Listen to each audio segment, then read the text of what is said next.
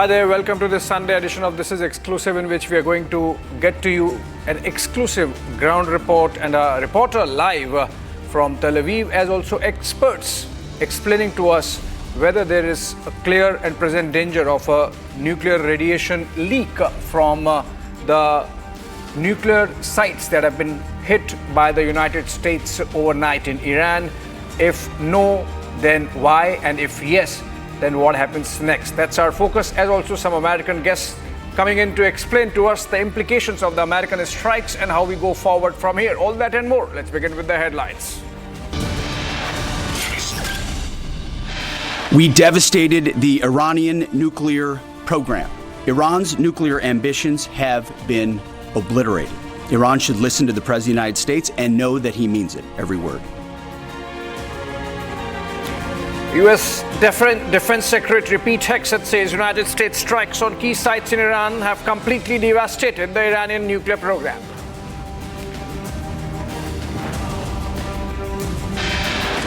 France urges restraint diplomacy after concerning U.S. strikes on Iran.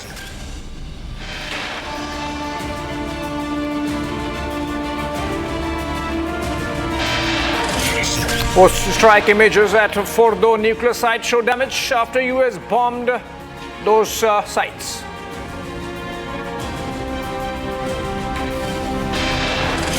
Prime Minister Modi speaks to Iran President Pezeshkian, calls for immediate de-escalation.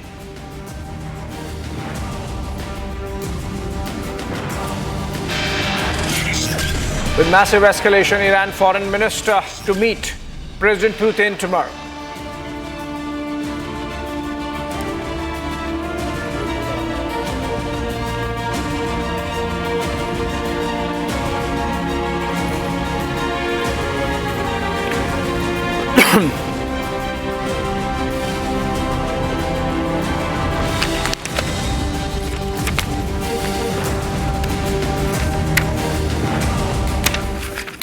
All right, welcome friends. The strikes that the United States carried out on Iran's nuclear sites early in the morning have ignited a firestorm of controversy and concern. While the US may view this action as a necessary measure to curb Iran's nuclear ambitions, it raises questions about the legality and wisdom of such move. The potential for escalation is high, and the humanitarian consequences of such strikes could be devastating. As the situation unfolds, it's crucial for all the parties involved to exercise restraint, and that's been India's position as well, with Prime Minister Modi speaking to President Pezeshkian and in that call emphasizing the need to de-escalate. The path forward requires careful consideration of the long-term implications and a commitment to finding a peaceful resolution that addresses the security concerns of all nations in the region. Now, if you read between the lines, there is definitely an element of signaling from the United States when President Trump says that he knows where the supreme leader is hiding, but they are not targeting him. And then Defense Secretary Pete Hegseth, in a briefing just a while back from Washington, D.C., from Pentagon, said that regime change is not or was not the objective of the operation called Midnight Hammer, carried out to obliterate, as Hegseth said, the nuclear infrastructure or the nuclear bomb-making infrastructure of Iran, which United States claims they have done successfully. We have a guest lineup to understand the implications. Rajiv Nayan, head of Center for Nuclear Issues and Arms Control at the Manohar Parrikar Institute of Defense Studies and Analysis. And then we also have Adrian Calamel. He's a geopolitical expert. He joins us from the United States. And we also have Professor Daniel Pipes. He's from the Middle East Forum. He's someone who has expertise on the geography. Both Adrian and Professor Daniel Pipes, welcome to you to this broadcast. And I would want to begin with you, Rajiv Nayan. First, a quick question. Whether there is any fear of nuclear leaks. We have it from the IAEA saying that no, they have not seen anything unusual as yet off-site in terms of any radiation leak. We have this confirmation from Iran and also from the Saudis. What happens in this kind of situation? Can we safely assume that there is no question whatsoever of any leak, or it's just that as of now nobody is noticing it? It can happen sometime later, given the fact that there is tremendous amount of radioactive material that's present at these kind of sites. No, if you read the update number 4 of International Atomic Energy Agency, especially it's after the 3 attacks which had happened today, or after United States attacked Iranian facilities, this update is after that. So in this, it has not given any suo motu statement. It is basically citing Iranian authorities' statement. But the 3 notes you can say, or updates you can say, it talks about updates. 1, 2, 3, it seems these 3 updates emanated from IAEA's own facilities. It has got facilities and it has got its own monitoring stations all over the world.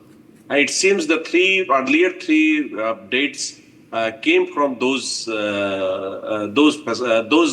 stations. Right. And in all those updates, it indicates, IAEA indicates, right, that there is no radiological fallout danger. So it speaks a lot. First question arises why, and it seems, and as the advisor to the Speaker of Iranian Parliament in early morning stated that they had already shifted all the critical, not only materials, but critical goods out of these sites. It means there could be an understanding between the Iranian authority or Iranian government or Iranian establishment and the rest of the world, or those who are attacking. Okay, we'll destroy the facilities, we'll destroy the centers or all the nuclear different facilities, like the one for uranium conversion, second chemical, and there are many there are some research reactors. So many, I think, plants were there. So we'll destroy them, but please remove all the material so that there is no radiation. Oh, you are suggesting, Rajiv Nayan, that maybe there was enough signaling beforehand to help Iran remove whatever material it wanted to. Is that so?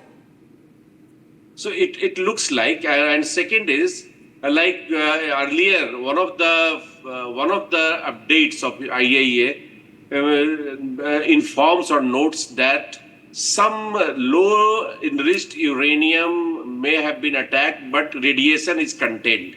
Means there is no danger. So we can safely say that there is no radiation whatsoever as of now, and it's unlikely that even in future it would happen.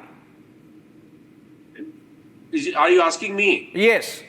Yeah, okay. So about the third, today's wave of attack, which United States had launched, I think on that IAEA doesn't appear to be giving an independent assessment. It is basically quoting the Iranian authority. In fact, the two Iranian say... Why would Iran want... I mean, if the suggestion is that the Iranians might not be giving true picture, why would the Iranians not want to give true picture of radiation leak? Because it's on their land, their territory, their soil. The release also says that, as of now, and this is contained, the radiation may have been contained in the facilities. So you never know. So tomorrow, yes, you are right. Tomorrow we may have... Tomorrow we might hear something, but as of today, not. Okay, fair enough. Let me go to... stay with us, Mr. Nayan, and let me go to our American guests. To you first, Professor Daniel Pipes. With your deep understanding of the Middle East, please tell us how it pans out from here on. Pete Hegseth, just a while back, in his press conference from the Pentagon, said that regime change was not part of the mission objectives of Operation Midnight Hammer. So, which means from the Americans, there is clear signaling that if Iran does nothing now, we are fine. It ends here. Almost. I think you have to look at this operation in the context of the attack on Afghanistan in 2001 Afghanistan 2001 and Iraq 2003. Both of those led to massive American efforts occupation, attempts to change the regime, build a new regime, and basically 20 plus years later, both failed. And the American public doesn't want to do this again. So there's no aspiration to go into Tehran, to take over the country, to establish a new regime. This is emphatically the case. This is a one-time strike to take out the nuclear infrastructure. However, it is not necessarily the last American strike, because the president made it clear that the Iranians must accept that they will no longer enrich uranium. If they insist on enriching uranium, if they rebuild, then there could well be further attacks. So the hope is, from the American perspective, that this will cause Khamenei and whoever else is in charge to come to the conclusion that enrichment is over, accept the American terms, and then there will be no more military action. So it all depends now on Khamenei and his circle. Do they accept the ending of enrichment, or do they insist on continuing with enrichment of uranium? All right. So it's an expectation, rather, from the United States side that the Iranians get the message and stop messing around, as Trump would say it. Let me get an Adrian on this. Adrian, there is this another view that while the facilities where uranium enrichment was happening have been taken down with these strikes at all these three places, Natanz, Isfahan, and Fordo, most importantly, the fact remains that the uranium, which was already enriched, and Iran, by some estimates, has some stockpile of that, which possibly might have been removed. So while the facilities where uranium can be enriched are gone, the enriched uranium itself is still there. So if nothing stops Iran from building a bomb at some other place. Good question. I mean, we really have to look at the battle damage assessments. We haven't seen what, this operation is still ongoing. The operational security has been very tight. We still don't know exactly all of the targets that were hit by the Israelis leading up to the United States operation that take out Fordo, Natanz, and Isfahan. Now, as far as moving and diverting nuclear stockpiles material, that's one thing. The big issue on the card was knocking all the centrifuges, 14,000 at Natanz, taking them all offline, and then hitting all the thousands upon thousands of centrifuges at Fordo. That was the near and present danger and the most proximate danger. Now, and good question about the diversion of nuclear material, because this was really the concern that everybody had, was once they militarize it, and they were rapidly going towards that, what happens when they move it, when they divert it? And then it becomes impossible to keep track of. Then it can possibly move on to their proxies. And also, push it to other groups, such as Al-Qaeda, who they have considered, Al-Qaeda calls the Islamic Republic their core facilitation pipeline. That's straight from bin Laden. So, they could have moved material. They can and still have the ability to slowly rebuild if they want to, but the United States is not going to let them do that. And as far as regime change, that wasn't the objective, but that very well could be the outcome, because at some point you got to expect that, at least 85 of the 92 a billion Iranians are going to want to take back their country, which poses another problem to the regime.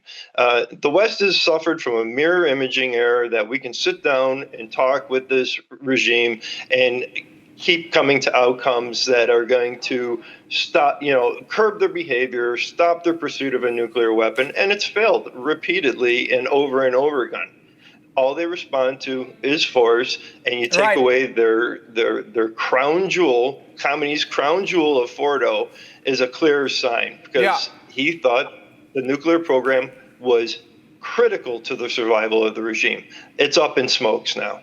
Right. I wonder if just, the entire raison d'etre of the regime in Iran was just this nuclear program. But I do not, I closely track what's happening there on the ground, and I do not see any signs as yet of some kind of rebellion building against the government there and against Ayatollah Khamenei. But coming back to you, Professor Pipes, We have it from the foreign minister of Iran, Arakchi, that he's traveling to Moscow and is going to meet President Putin. We have Medvedev, the former president of Russia, who has taken a very strong position and saying that this bombing does not stop Iran from making a bomb and that others might help. He's indicating possibly the Russians who are present at the Bushehr nuclear plant, possibly the Chinese, they might help Iran get a nuclear bomb now sooner than later.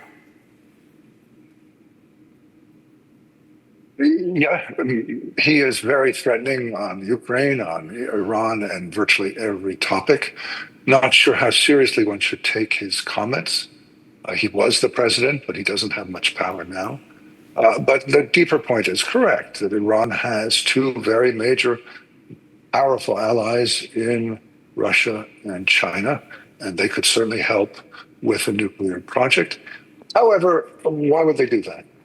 Why would they want a Shiite-oriented Islamist regime to have nuclear weapons? Does this really enhance their security in Russia or China? I doubt it. Note that the Russian aid and the Chinese aid to Iran has been very limited over the decades. For example, the Iranian Air Force still dates back to the 1970s, to the American aircraft it purchased way back in the 1970s. Deeply antiquated aircraft that basically are useless. The Russians and Chinese have not provided, have not sold, have not given. So if they haven't given aircraft, I'm skeptical that they would provide the means for Iran to get quickly to nuclear weaponry with their aid. Possible, but doesn't look likely. It doesn't look like that. Okay, and I have a couple of more questions, Professor Pipes. Just picking up your brains on what happens at the NATO leaders summit in a couple of days that's taking place in Europe. The European security umbrella is broken. The United States is not listening to Europe on this. Trump, of course, is not. While America says peace with strength, Europe seems to be in a position where it's seeking peace without strength. What happens at the NATO summit as it pans out in a couple of days from now, Professor Pipes? I would expect that the Europeans, the NATO allies, will be critical. It's easy to be critical. The United States has done the heavy lifting, has done the actual work, and now you can criticize the United States freely without any consequences. At the same time, I would expect that the Europeans, like most of the Middle East, is happy with this, is delighted that Iran has less of a prospect of nuclear weaponry than it did yesterday, and then even more so 2 weeks ago. So I would look to formal condemnations and practical enthusiasm for the American step, as well as the Israeli step. Right. The Chancellor of Germany was exceptional in that he said that the Israelis are doing our dirty work. He thanked the Israelis, but that's highly unusual. Most leaders say Israel and the United States now are doing the wrong thing. All right. And Adrian, tell me if my reading is right. President Trump says that he knows where Supreme Leader Ayatollah Khamenei is, but he's not the target. Pete Hegseth says that regime change is not the objective. They have helped Israel take down entire nuclear infrastructure with those buster bombs that Israel does not have. The larger Middle East, as Professor Pipes says, is happy and okay that Iran is not getting its Shia bomb. This far and no further, because remember, the Trump administration would be under pressure at the U.S. Congress also. We have the likes of Scott Ritter, we have the likes of Chris Murphy, we have the likes of Sanders, Warren, and Andrea Ocasio-Cortez, everyone saying that this is illegal what has happened. So obviously, Trump administration might want to draw the line here and tell Israel, okay, fine, your objectives are done, now pull back. Well, great questions. I don't believe Chris Murphy, AOC, or any of those individuals are serious individuals that should be weighing in on foreign policy. They've gotten it wrong repeatedly, especially Chris Murphy. But, I don't know what the question was, but the strike, these strikes were done to, take out the nuclear program, to send a clear message. It's also another message to the regime, to the supreme leader. And Trump was very clear, do not strike back. Do not try anything, or else you will face greater consequences. And this would be another miscalculation by Khamenei if he decided to attack U.S. interests. He's miscalculated grossly since October 7th, and he's seen his entire command structure, from Ali Shamkhani all the way down to other Revolutionary Guards members to Basij Corps. Trump does know where, in Mossad and intelligence, we probably likely know where Khamenei is, one of his multiple hiding places. Now, is the most effective way a decapitation strike? No, I don't think so right now. If you look at Israel's approach against Hezbollah, it was to completely clear the management structure from the ground up, the most dangerous individuals, and then leave Nasrallah all alone by himself up at the very top. So and also Trump with that message, I think that was also a very clear, this was before Fordo, Natanz, before our strikes. This was also, I think, a bit of a messaging game saying, we know where you are, don't try anything crazy, or else we're going to hit you. I believe the message is taken by all sides. So there is messaging for Iran, there is messaging for Israel, there is messaging for NATO, there is messaging for the larger Middle East. And I believe if everyone takes, then we are in a state of happy equilibrium, is the point I was making. Rajiv Nayan, Prime Minister Modi has spoken to President Pezeshkian, and the MEA statement calls for de-escalation. That's the sum and substance of the conversation that happened between the two leaders. You think India's position is very balanced and nuanced, that since we say that this is not an era of war, it should apply to all geographies, including the Middle East, and hence even the United States should pull back? Yeah, look, we all know that Iranian nuclear issue is a very complicated issue. And Tulsi Gabbard, the very important official of United States, has been maintaining and that there is no movement towards bomb making by Iran. At the same time, we can understand Israeli concern, because the way Iran is upgrading its capability, upgrading its enlistment prowess, so it has got all the reasons to become worried. So, but somehow a way is to be found out. So this is what India, as you rightly pointed out, this is what India is trying to do, to find a way out so that Israeli security is also ensured. At the same time, Iran doesn't face this kind of attack, and it is a massive attack by both countries, and Iran is also retaliating. So the entire region is disturbed, and it is going to impact on not only the global economy, but also security of other countries. And it's a complicated and complex way may come into being, and some vested interest may exploit the situation. And very interestingly, my old friend Daniel Pipes is talking about the world #1 terrorist, that is Iran. But why are they forgetting about Pakistan?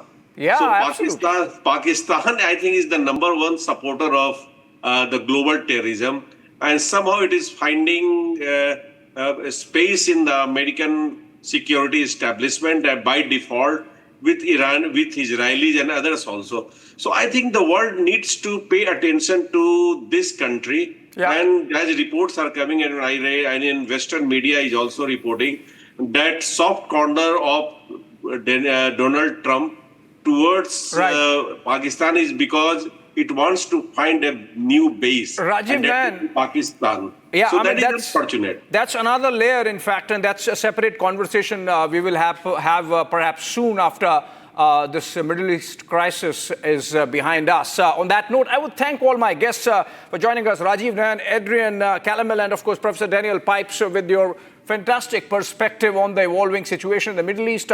I'm staying with the story, thanking the guests, but going live to Tel Aviv, where we have Ratnadeep joining us live from outside one of those places that were hit earlier in the morning by Iran. Ratnadeep, coming to you. And Iran Parliament, okay, there is a breaking news development. Let's look at that first. There is a resolution in the Iranian Parliament. US strikes have prompted a retaliatory move now. And final decision has been left with the Supreme Council, which is headed by, of course, the Supreme Leader, which is Ayatollah Khamenei. Iranian Parliament has approved closing the Strait of Hormuz. Oh, that's a big one. The Strait of Hormuz is being closed by Iran. That's a big one. I would have had the guests, in fact, but let's go to Ratnadeep first. If we can keep one of those guests and come back to them after this. Ratnadeep, over to you. I believe you are outside at a place close to where Iranian strikes happened in the morning. But since then, I believe there is calm. Iran has not retaliated again. You think it's tapering off? Are you getting a sense on the ground that Iran might not have been left with much of ammunition and ammo to hit back at Israel now, and that we might be looking at de-escalation? It's quite a probability, and that's what the Israelis have been thinking as well. Let me tell you, from the morning, it's been 8 hours since the last strike, and there has not been any silence going on. It's been awfully quiet right now, and there is a sense that maybe there is a chance of de-escalation from here, because one of the only thing that the Israelis are scared at this point of time is more civilian population being harmed. And the Iranians have already been mutilated, the air defense system, their missile launchers. So it's good in favor for Iranians to actually back down at this point of time. All right, and before I let you go, Ratnadeep, quickly, is calm prevailing in the streets across Tel Aviv? Are you getting a sense that normalcy is returning? I wouldn't say that, because the transportation here is running on 35 to 40% only right now. There's still an emergency protocol being followed on the streets. And most importantly, yesterday when I went there on the streets to report, I saw there were more number of people out on the beaches, out on the streets, out on the parks. But today, it's especially North Tel Aviv, where we have been reporting from the morning, it's awfully quiet. Very few people on the streets, very few people on the beaches today as well. It's been really quiet since morning. All right. Thank you so much, Ratnadeep, for joining us with those updates from Tel Aviv, where we saw Iranian strikes early in the morning. The situation in the Middle East is still evolving, friends. The latest is that Iran has decided to block the Strait of Hormuz. Remember, that's very significant because almost 1/5 or more of oil and gas supplies of the world pass through that every day. And pretty much 80% more and more are meant for Asia. In fact, about half of India's supplies come from Strait of Hormuz. That's a significant development and has serious security and energy security implications for India and the rest of the world. We're going to continue to focus on that, but we've run out of time in this broadcast. Short break. On the other side, we're coming back with more.